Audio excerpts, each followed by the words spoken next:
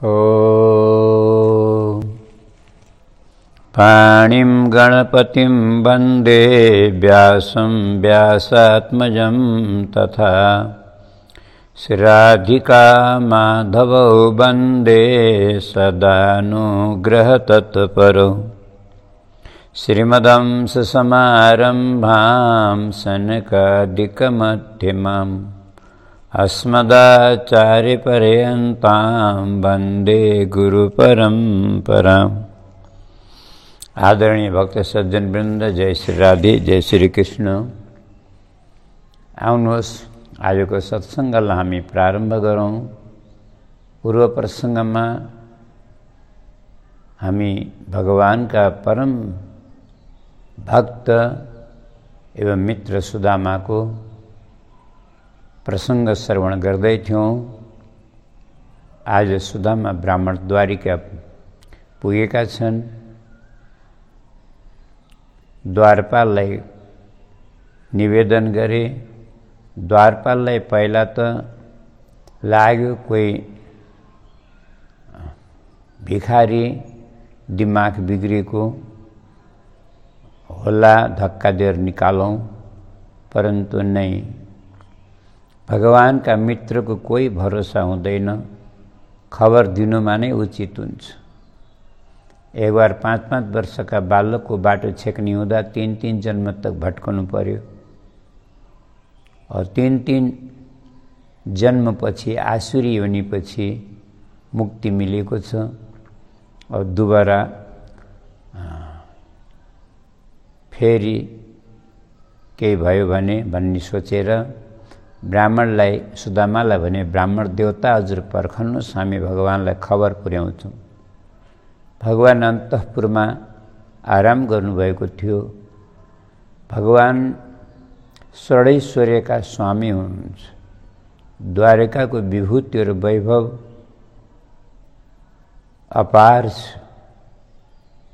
स्वयं लक्ष्मीपति परमात्मा भगवान श्री कृष्ण पलङमा शयन गर्नुभएको छ, आराम फरमाउनु भएको छ। स्वयं रुक्मिणी चरण चापन गर्दै हुनुहुन्छ, चरण सेवा गर्दै हुनुहुन्छ। सत्यभामाले पङ्खा हाम्काउँदै हुनुहुन्छ। जाम्बती पानको बिडा लिएर उभिनु भएको छ। 16,108 रानी एवं पटानीहरू भगवानका सेवामा समर्पित छन्। कोही जल लिएर उभिएका छन्। द्वारपाल द्वारमा गएर भन्छन्, जय जय प्रभु, जय जय। भगवानले भन्नु, के भयो द्वारपाल? बाहिर द्वारमा एकजना गरिब ब्राह्मण आएका छन्, हजुरलाई भेट्न चाहन्छन्, हजुरको दर्शन गर्न चाहन्छन्, हजुरको के आज्ञा हुन्छ? भगवानले भन्नु, ब्राह्मण नाम के हो? हुलिया कस्तो छ स्वरूप? द्वारपाल भन्छन्, प्रभु स्वरूप त वर्णन नगर्नुहोस्, विचित्रको छ। शीश पगा न जगा तन पे, प्रभु जानेको आही बसे केही ग्रामा। धोती फटी सिलटी दुपटी, और पाए उपा नह की नहीं सामा। द्वार खड्यो द्विज दुर्बल, देखी रह्यो चकिसो वसुधा अभिरामा। पूछत दीन दयाल को धाम, बतावत आपनो नाम सुदामा। द्वारपालले भने, विचित्र दशा छ प्रभु, जसको शिरमा एउटा पगडी छैन, टोपी छैन, जसका चरणमा जुत्ता चप्पल छैनन् प्रभु। एउटा धोती छ, त्यो पनि 50 जग्गा टालेको, फाटेको, मैले न मैलो। तल पनि त्यही बेरेका छन्, माथि शरीरमा पनि त्यही लपेटेका छन्। एकदम मैला धोइला कुचैला। आफ्नो नाम सुदामा भन्छन्, अनि हजुरलाई आफ्नो मित्र भन्छन्। भगवानले सुदामा नाम सुन्दै तस पलङबाट एकदम उठ्नुभयो, छलाङ लगाउनु भयो।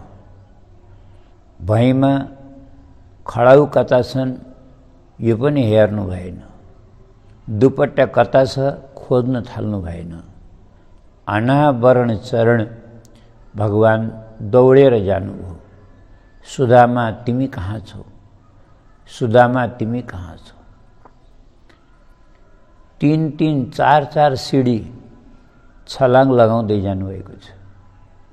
सुदामा बिचारा उता बाहिर दरवाजाको कुनामा एकदम संकोच का साथमा, एकदम लाज और डर का साथमा हात जोडेर थरथर थरथर काँप्दै बसेका छन्। त्यही बेलामा मनमा एउटा भाव उदय भयो, मैले आज यहाँ आएर सायद सम्भवतः गल्ती गरेँ। एउटा कथा पनि याद आयो, द्रोणाचार्यको र द्रुपद राजाको। यी पनि सुदामा और श्रीकृष्ण जस्तै गुरुकुलका मित्र थिए, साथी थिए, अभिन्न मित्र थिए। एउटै थालीमा खाने, एउटै बिस्तरमा सुत्ने, सँगै बस्ने, दुख सुखका कुरा गर्ने, पढ्ने, सब गर्थे। जब यिनीहरू घर जाने बेलामा बिछोड हुने बेला भयो, यिनीहरू रुँदै एक आपसमा हृदय लगाएर आलिङ्गन गरेर द्रुपद राजाले एक बार होइन, 2 बार होइन, 50औं बार द्रोणाचार्यलाई भनेका थिए, मिज्जू मलाई नबिर्सनु होला है, घर गएर मलाई नबिर्सनु होला है, भेट्न आउनु होला, सम्झना राख्नु होला। म राजा हुन्छु नि जुन दिन, म वचन दिन्छु आधा राज्य मैले हजुरलाई दिनेछु। हामी एउटै थालीमा खाउँला, एउटै बिस्तरमा सुतौँला, एउटै आसनमा बसौँला, जीवनभर आमोद प्रमोद गरेर हाँसी खुसी जीवन बिताउँला। आउनुहोला है, आउनुहोला है भनेर 50औं बार भने। तर पनि द्रोणाचार्यले मौकाको फाइदा उठाउने मनमा कल्पना त गर्नु भएन।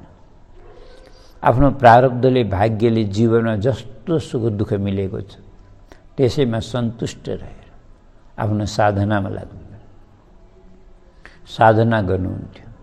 एक दिन यस्तो स्थिति आयो, एउटा बालक, त्यो पनि सानो 1.5-2 वर्षको बच्चा, भोक लाग्यो, आमा भोक लाग्यो भनेर रुन्थ्यो।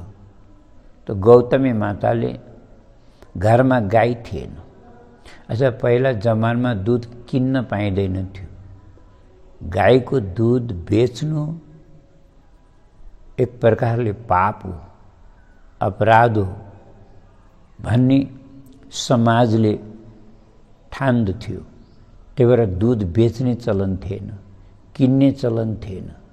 आफ्नो घरमा लैनो गाई छैन, दुध छैन, कहाँबाट ल्याउने समस्या थियो। द्रोणाचार्यजीको घरमा चावलको पिठो पानीमा घोलेर दूध भनेर बच्चालाई माताले पिलाउँथिन्। बच्चालाई के थाहा, त्यही चावलको घोल पिएर बिचारा बच्चा हुर्केको थियो। एक दिन बच्चा खेल्दै खेल्दै छिमेकीका घरमा गएछ। छिमेकीकी माताले आफ्नो बच्चालाई गाईको दुध, त्यो पनि बेसरी घोटेको औटाएको दुध, मिश्री मिसाएको सुन्दर दुध पिलाउँदै थिइन्। अश्वत्थामालाई देखेर थोरै दुध एउटा कटौरामा सारेर अश्वत्थामालाई दिइन्।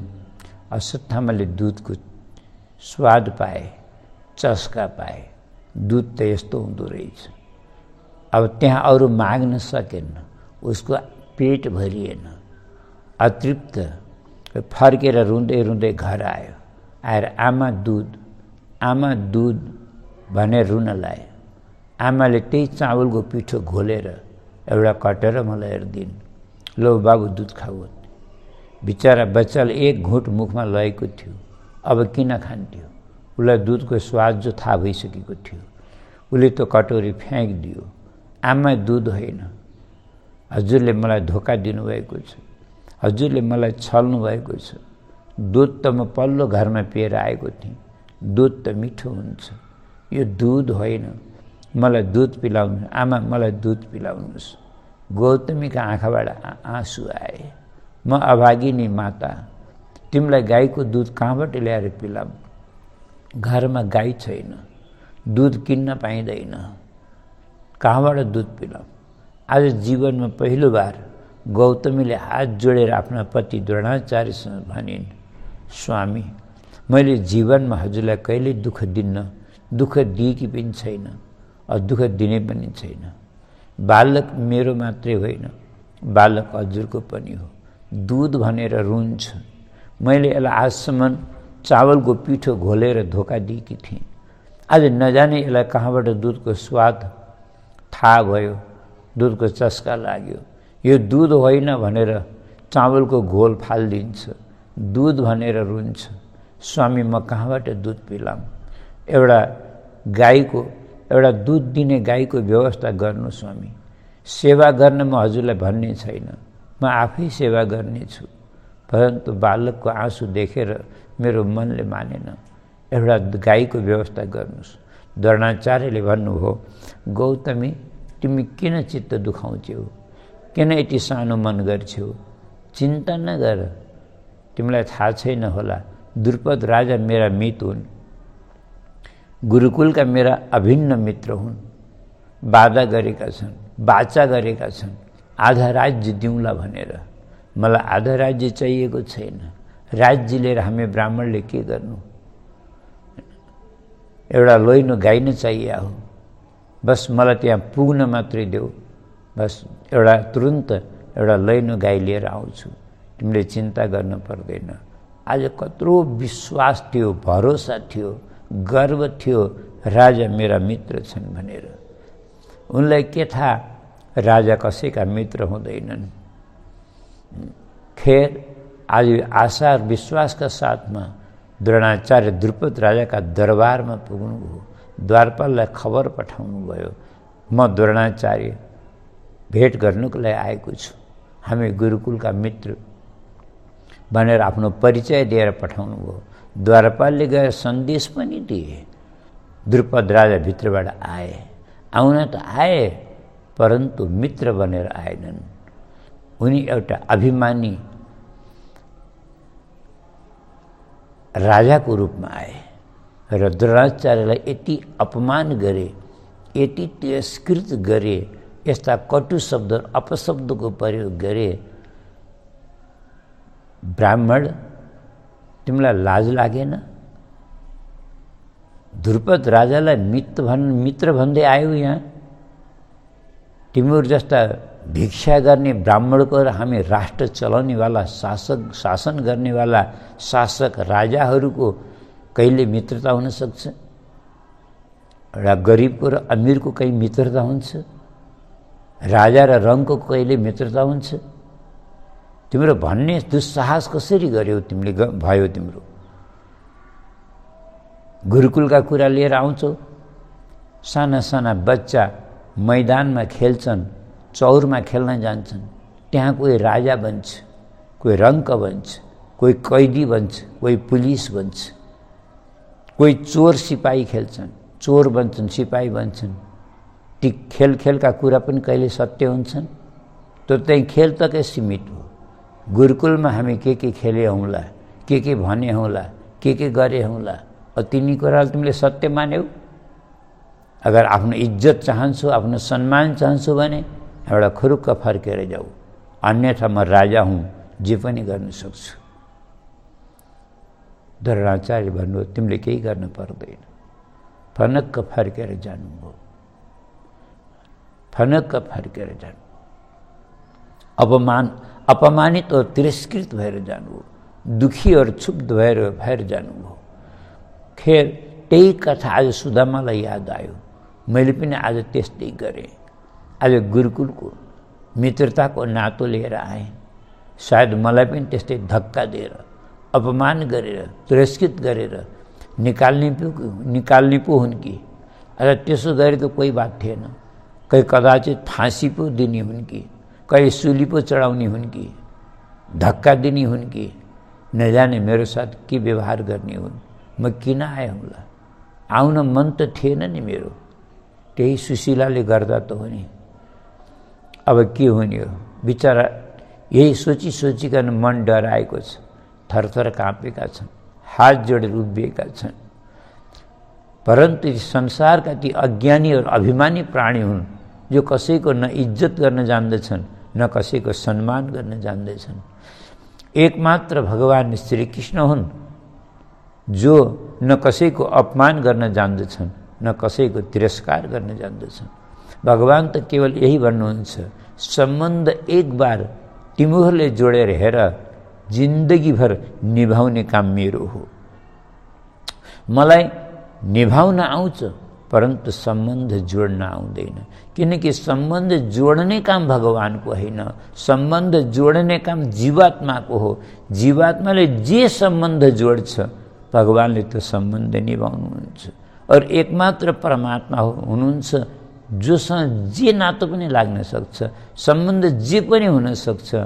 त्यही भएर हामीले भन्छौँ, त्वमेव माता च पिता त्वमेव, त्वमेव बन्धु च सखा त्वमेव, त्वमेव विद्या द्रविणम त्वमेव, त्वमेव सर्वम। संसारमा कोही कसैको नातो यस्तो हुँदैन, केवल परमात्माको नातो।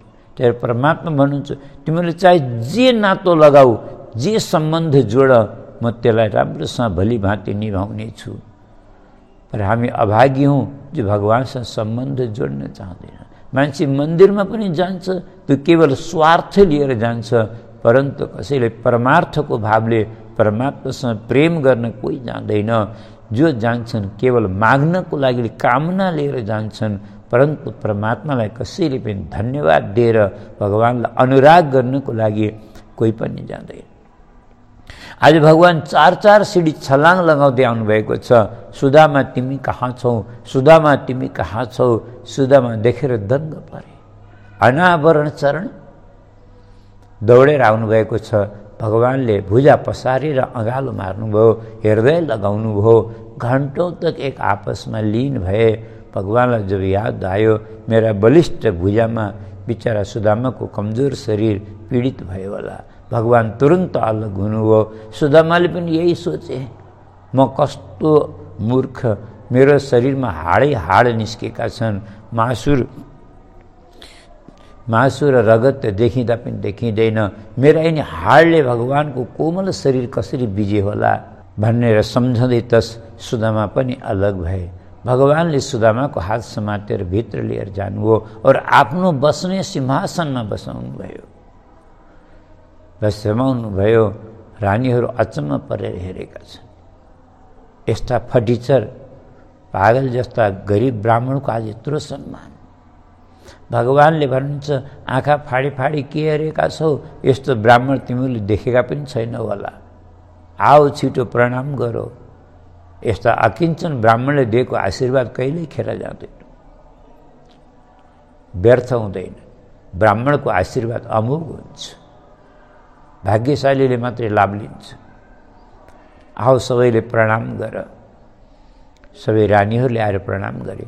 सबभन्दा पहिला रुक्मिणी आएर प्रणाम गर्नुभयो। सुदामाले अखण्ड सौभाग्यवती भव।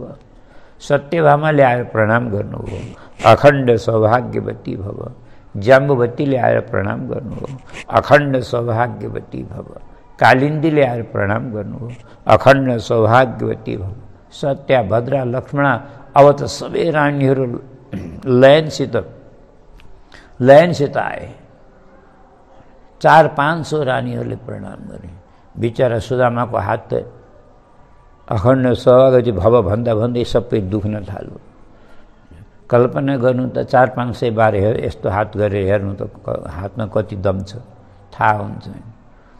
बिचरा कमजोर ब्राह्मण सुदामा भन्न लागे, श्याम सुन्दर, एउटा कुरा बताऊ, यी सबै तिम्रै घरका हुन् कि छरछिमेका पनि हुन्?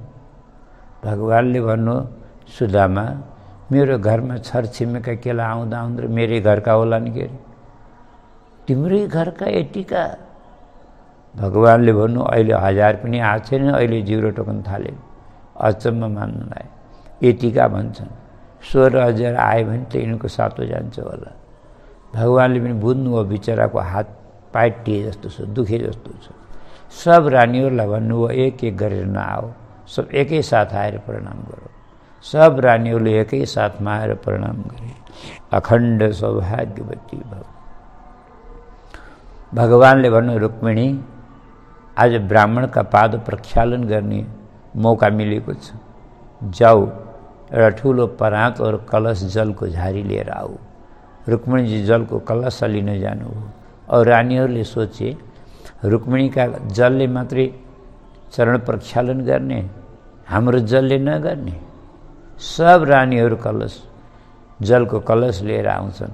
पुरै आँगनभरि जगमोहनभरि कलशै कलश, 16,108 कलश। सुदामा देखेर दङ्ग परे। श्याम सुन्दर एउटा कुरा बताऊ, यी सब कलश किन मगाएको?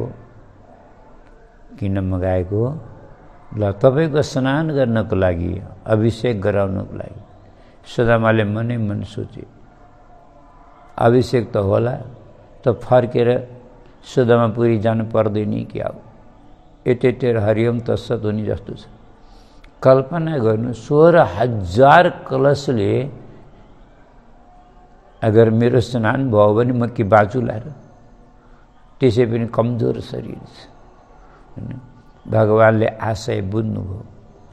सुदामा मनै मन डराएका छन्।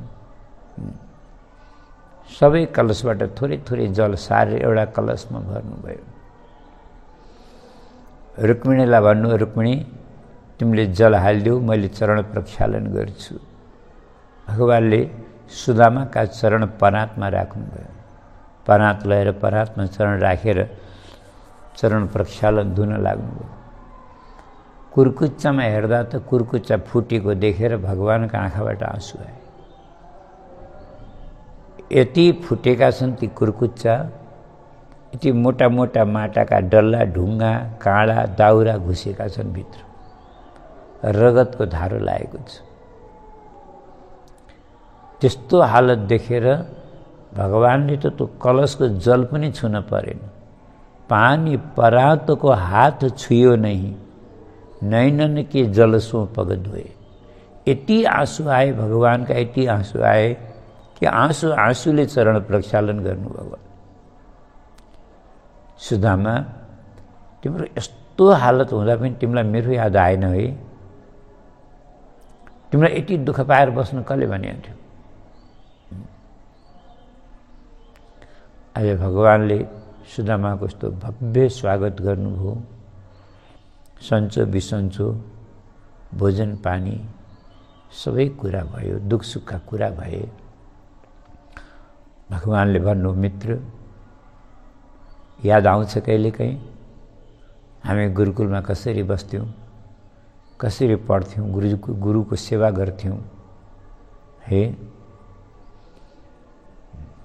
अच्छा, घर गएर तपाईँले विवाह गर्नुभयो कि गर्नु भएन? तपाईँको त सानैबाट विरक्त स्वभाव थियो।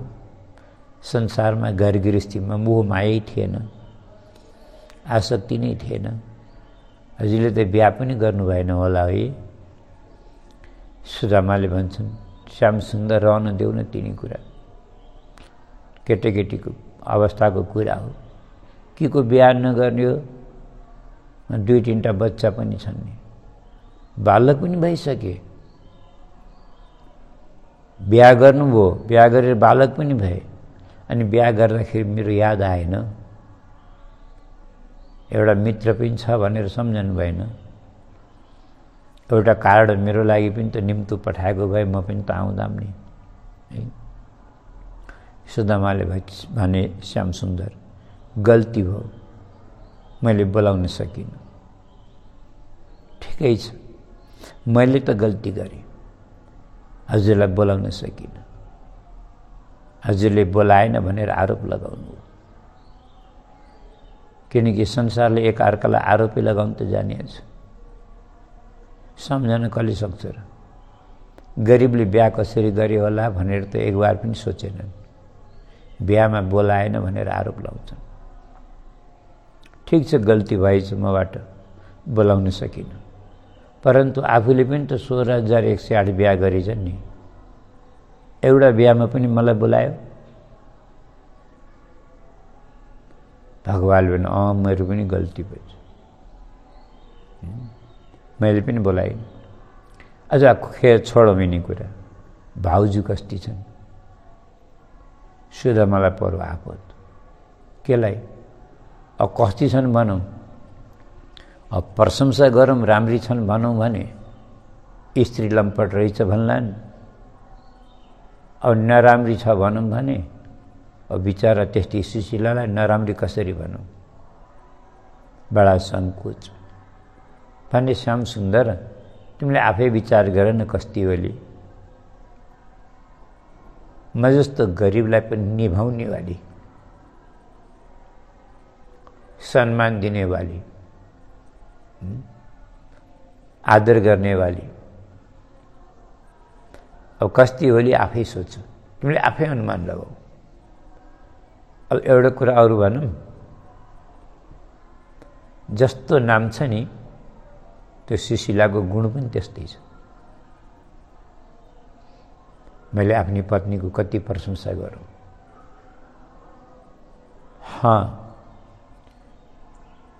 सुशीलाले दिनरात तिम्रो याद गर्छ।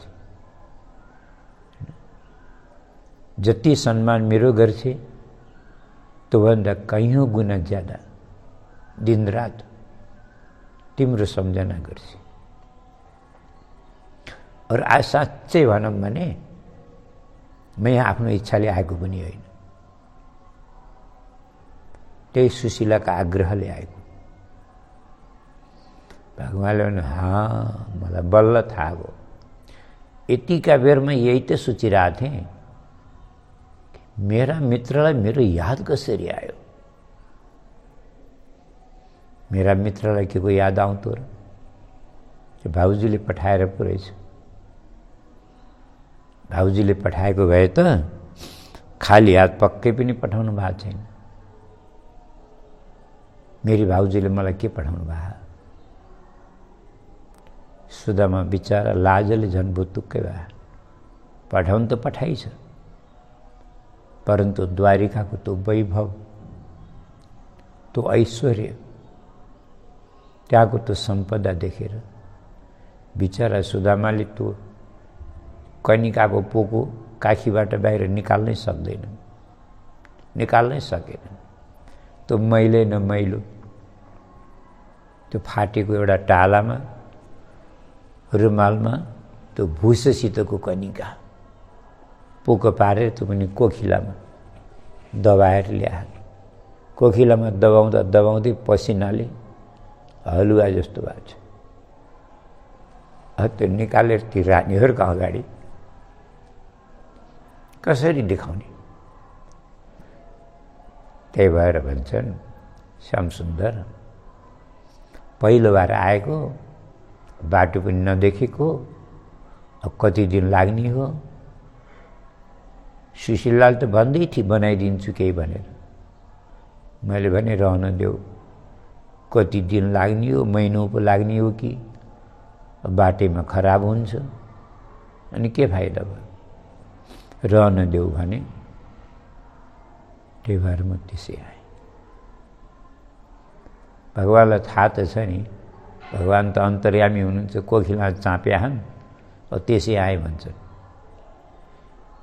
दिन अप्ठ्यारो मानेर होला, त्यो भएर सङ्कोच नरहोस् भनेर भगवानले भनिदिनु हो।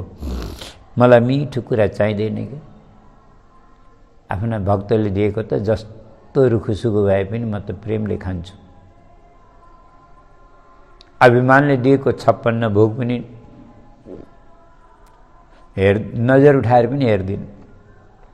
म खानेकुरा त परै जाओस्, परन्तु मेरा अनन्य यो प्रेमी भक्त छन्, तिनीहरूले दिएको त म पानी पनि छोड्दिनँ, जे दिए पनि खान्छु। पत्रम पुष्पम फलम तोयम यो मे भक्त्या परेक्षति तदहम भक्ति परित अस्नामि परेतात्मनः। पत्रम पुष्पम फलम तोयम। पत्र, अब पत्रको तात्पर्य हामीले बुझौँ है, एउटा तुलसी पत्र मात्रैले पनि भगवान भन्नुहुन्छ म प्रसन्न हुन्छु मेरा भक्तले दिए, अथवा सागको पात मात्रैले पनि भगवानले मुखले भन्नुभएको मात्रै होइन, प्रत्यक्ष गरेर पनि देखाउनु भएको छ। जस्तै उदाहरणको लागि भनौँ है, द्रौपदीका अक्षय पात्रमा शेष बचेको एउटा सागको पात भगवानले खाएर विश्वका प्राणी सबै तृप्त भए। यो प्रत्यक्ष प्रमाण छ। त्यही भएर भगवान भन्नुहुन्छ, यदि मेरो भक्त वास्तवमा गरिब छ भने उसले एउटा तुलसी पत्ता मात्रै दिए पनि म खुसी भएर ग्रहण गर्छु। पुष्पम, पुष्प भनेको फूल, एउटा पुष्प यदि कसैले चढाउँछ भने भगवानले भन्छ त्यो पनि म स्वीकार गर्छु। जस्तै डुब्न लागेको हात्तीले उसको पासमा दिनको लागि केही थिएन, भगवानलाई के उपहार दियो? एउटा सरोवरमा फुलेको कमलको पुष्प सुनले तोडेर भगवानलाई समर्पण गर्यो। भगवानले उसको रक्षा गर्नु, उद्धार गर्नु। पत्रम पुष्पम फलम तोयम, फल का त झन् कति उदाहरण छन्। फल होइन, विदुराणीको केराका फलको बोक्रो खाएर भगवान प्रसन्न हुनुभयो। विदुराणीको जीवनलाई धन्य धन्य बनाइदियो। सबरीको जुठा बैर खाएर बिचारी सबरीको जीवनलाई मङ्गलमय गरिदिनु भयो, उद्धार गरिदिनु भयो। उहाँले फलले त कतिले भगवानलाई तृप्त गरेका छन्, प्रसन्न गरेका छन्। पत्रम पुष्पम फलम तोयम, तोयम रन्तिदेव राजाको बचेको आधा गिलास पानीले भगवान गदगद भएर प्रसन्न भएर दर्शन दिनुभयो। तो भक्तले दिएको उपहार त जस्तो भए पनि भगवानले प्रसन्न भएर स्वीकार गर्नुहुन्छ। यति भने त्यस्ता लाज नमानिकन निकाल्लान् भनेको अझै देखे क्या भन्दै पर चाम्दैछ, लुकाउँदैछ। भगवानले मित्र यो के हो भन्दै हात लगाएर काखीबाट त्यो पोको निकाल्नुभयो। बिचारा सुदामा सङ्कोच गर्दै थिए। भगवानले पोको खोलेर एक मुट्ठी खानुभयो। गदगद भएर वाह वाह, यति मिठो उपहार सौगात मेरी भाउजूले मलाई पठाएको भन्दै खाँदै गर्नुभएको छ। अगाडिको प्रसङ्ग अर्को भागमा निवेदन